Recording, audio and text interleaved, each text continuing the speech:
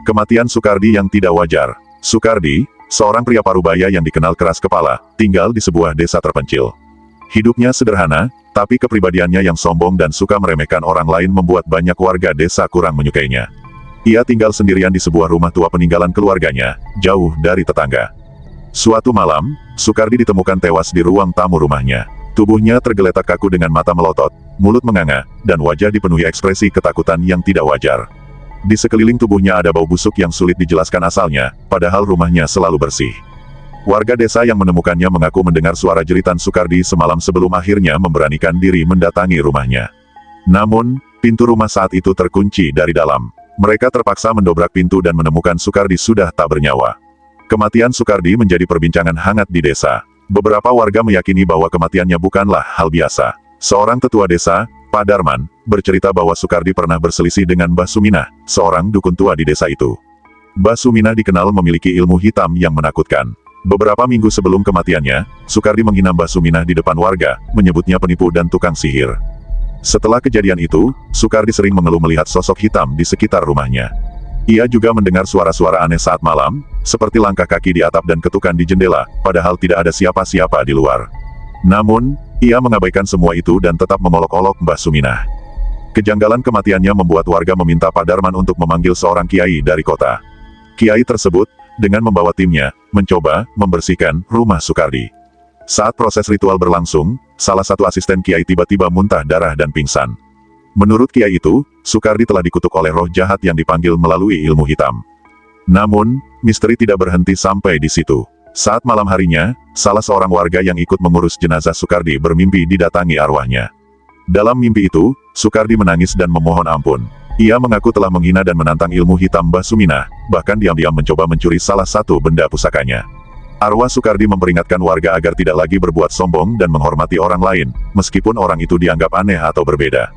Setelah kejadian itu, Mbah Suminah meninggalkan desa tanpa kabar. Rumah Sukardi tetap kosong dan dianggap angker. Beberapa warga yang nekat mendekati rumah itu mengaku melihat bayangan hitam berdiri di jendela dengan mata merah menyala. Mereka percaya, arwah Sukardi masih terjebak di rumah itu, dihantui oleh dosa dan kutukan yang tak bisa ia lawan. Sejak hari itu, nama Sukardi menjadi pelajaran bagi warga desa untuk tidak menantang hal-hal yang tidak mereka pahami. Rumah tua itu kini hanya menjadi kenangan yang menyeramkan, tempat di mana Sukardi menghadapi akhir yang mengerikan. Setelah beberapa bulan berlalu, rumah Sukardi mulai dipenuhi oleh semak-semak liar. Tidak ada yang berani mendekat, bahkan untuk sekadar membersihkan. Beberapa kali warga melihat lampu di dalam rumah menyala sendiri, padahal aliran listrik sudah lama diputus. Suatu malam, Rian, seorang pemuda yang baru pindah ke desa itu, memutuskan untuk menguji keberanian. Ia mendengar cerita tentang rumah Sukardi dan merasa tertantang untuk membuktikan apakah rumor itu benar. Dengan membawa senter dan ponsel untuk merekam, ia nekat masuk ke rumah tersebut. Begitu ia melangkah melewati pintu depan, udara terasa dingin menusuk, meski malam itu seharusnya hangat.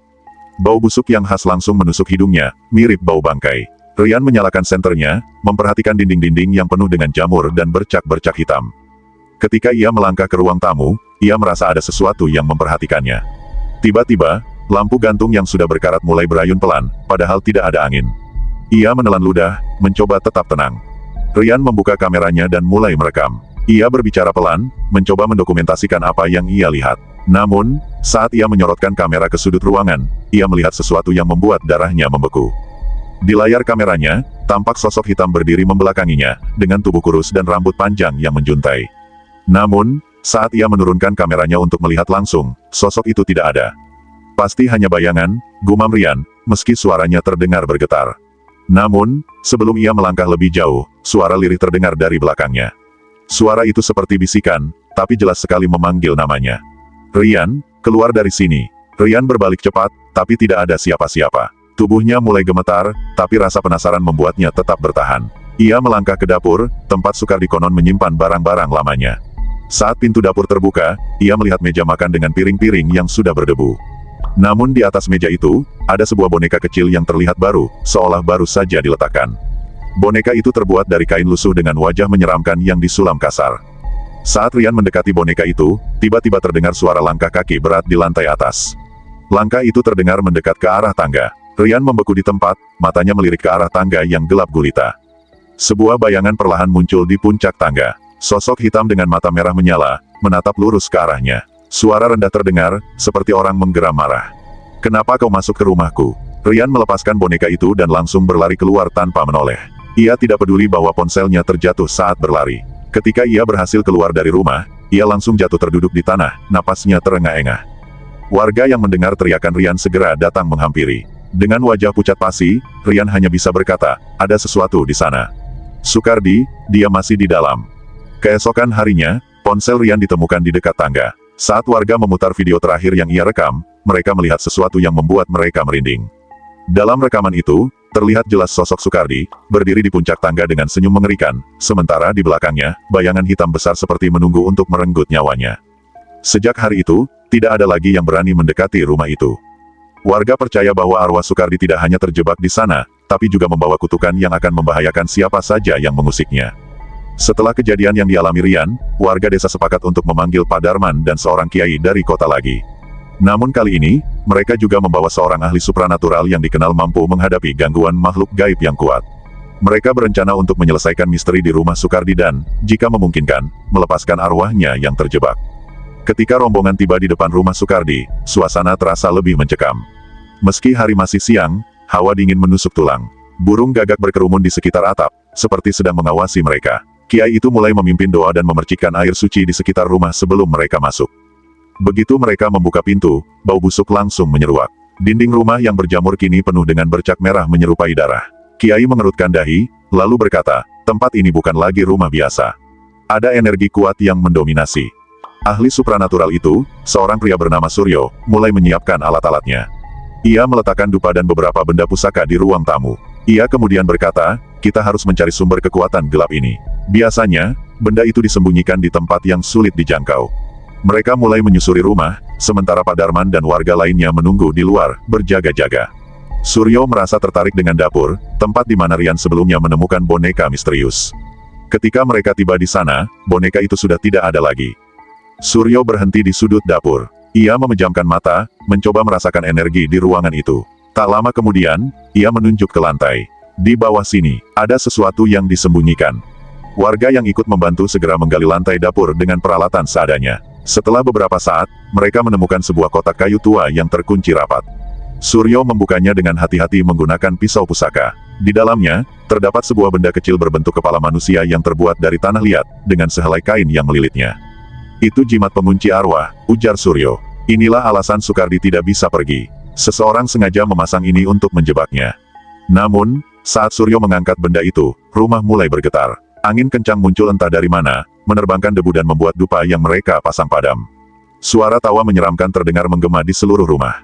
Tiba-tiba, bayangan hitam yang besar muncul di sudut ruangan. Wujudnya mengerikan, dengan mata merah menyala dan tangan yang panjang seperti cakar. Kalian tidak boleh mengambilnya. Suara itu menggelegar, membuat semua orang gemetar ketakutan. Suryo segera melantunkan mantra dan memercikkan air suci ke arah bayangan itu. Bayangan itu menggeram marah, lalu menyerang ke arah mereka. Namun, sebelum ia berhasil mendekat, cahaya dari pusaka Suryo menyala terang, memaksa bayangan itu mundur. Kiai dan Suryo bekerja sama mengusir makhluk itu. Ritual berlangsung lama, hingga akhirnya bayangan hitam itu lenyap dengan jeritan yang menggema. Rumah kembali hening, tapi energi berat di dalamnya terasa berkurang. Suryo kemudian membakar jimat tanah liat itu dan menguburkan abunya di luar rumah. Ia menjelaskan, dengan ini, arwah Sukardi bisa bebas. Tapi ingat, tempat ini tetap tidak akan benar-benar bersih. Trauma energinya terlalu kuat. Warga desa akhirnya sepakat untuk merobohkan rumah Sukardi. Mereka tidak ingin ada lagi kejadian mengerikan yang menimpa siapapun. Setelah rumah itu diratakan dengan tanah, desa kembali tenang. Namun, beberapa warga mengaku masih mendengar suara langkah kaki di malam hari dari arah bekas rumah Sukardi. Ada yang percaya itu hanya angin, tapi sebagian lagi yakin Sukardi belum sepenuhnya pergi. Ia mungkin hanya mengawasi, memastikan tidak ada yang mengganggu kedamaiannya lagi. Meski rumah Sukardi sudah dihancurkan, kisahnya tidak berakhir di situ. Bekas lahan tempat rumah itu berdiri masih dianggap angker oleh warga desa. Tidak ada yang berani mendekat setelah matahari terbenam. Bahkan, hewan ternak yang kebetulan lewat di area itu sering tiba-tiba sakit atau mati tanpa alasan yang jelas.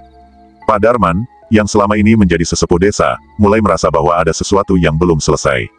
Dalam mimpinya, ia beberapa kali didatangi oleh Sukardi. Arwah Sukardi terlihat berbeda dari biasanya. Tidak lagi menyeramkan, tapi penuh penyesalan.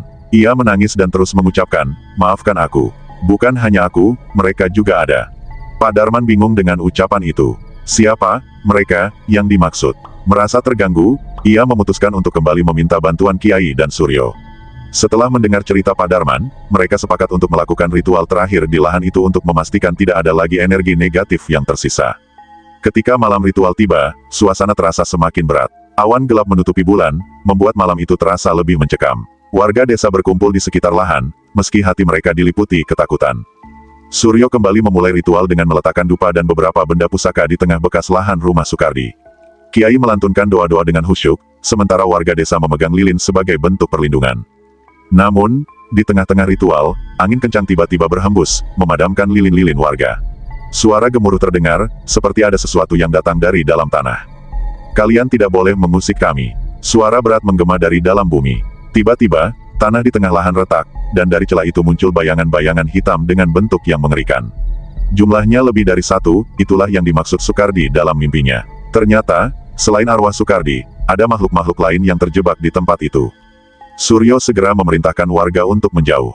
Ia dan Kiai berusaha mengendalikan situasi dengan mantra-mantra kuat.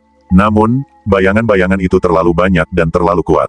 Mereka mengelilingi Suryo dan Kiai, mengeluarkan suara tawa yang menyeramkan. Di saat genting itu, Padarman tiba-tiba melangkah maju dengan keberanian yang tak biasa.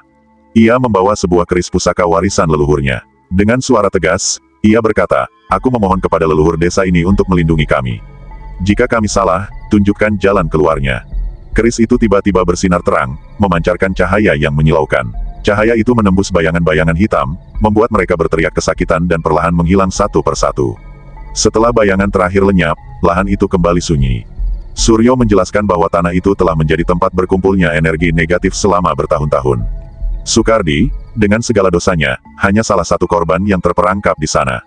Dengan keris Padarman dan bantuan doa, energi gelap itu berhasil dibersihkan untuk selamanya.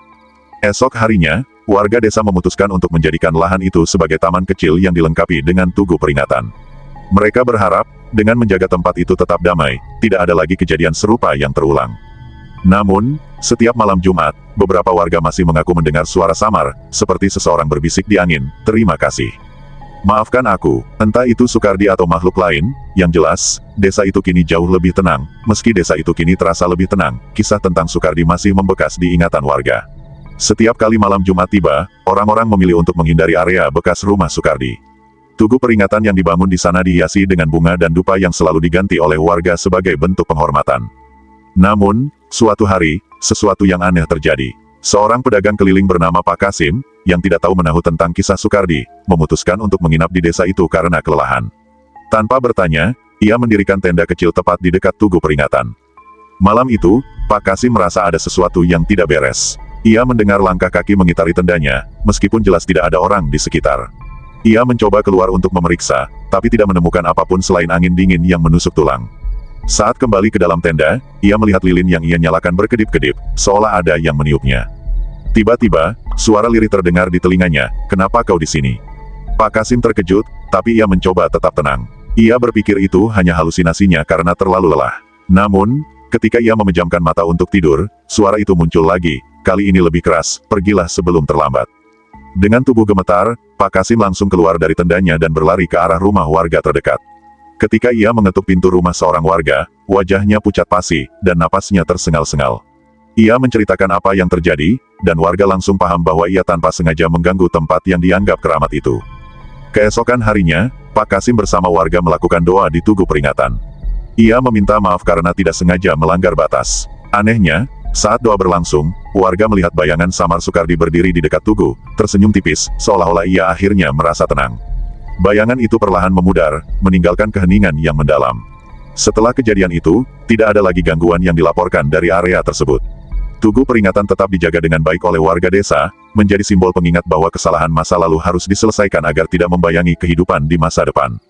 Namun, warga desa tetap percaya bahwa arwah Sukardi mungkin sesekali kembali, bukan untuk mengganggu, tapi untuk memastikan desanya tetap damai.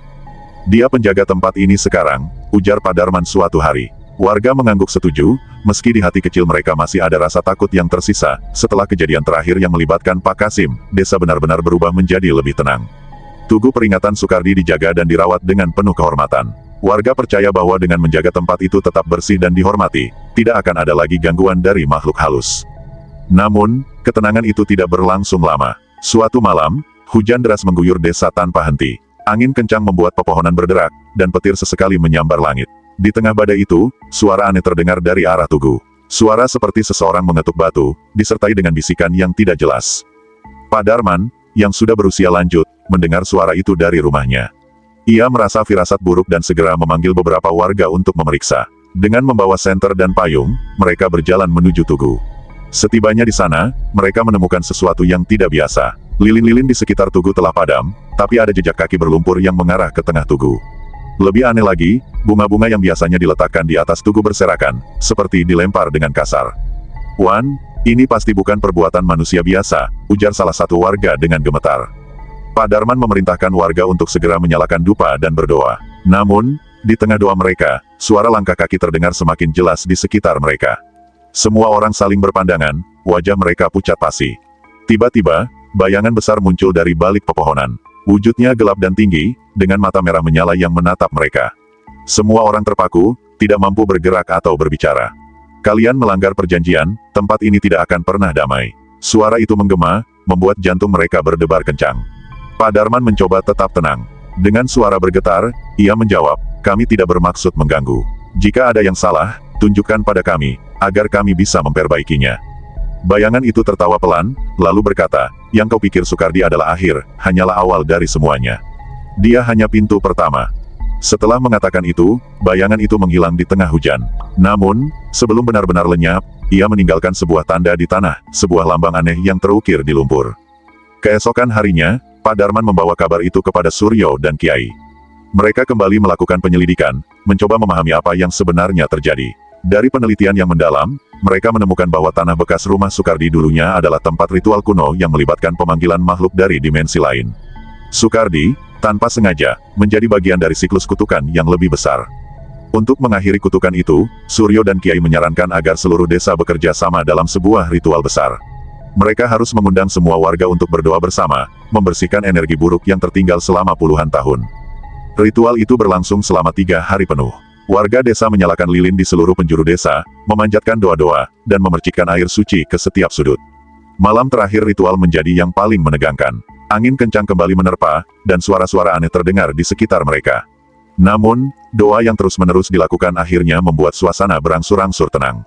Pada detik terakhir ritual, bayangan Sukardi kembali muncul. Kali ini, ia terlihat berbeda. Tidak lagi menyeramkan, tapi seperti seorang pria tua yang kelelahan. Ia menatap Pak Darman dan warga lainnya, lalu berkata, "Terima kasih. Kini aku bisa pergi." Setelah itu, bayangan Sukardi menghilang perlahan, menyatu dengan angin malam. Semua warga menghela napas lega, merasa bahwa beban yang selama ini menghantui desa akhirnya terangkat. Beberapa bulan setelah ritual, desa itu menjadi tempat yang lebih damai.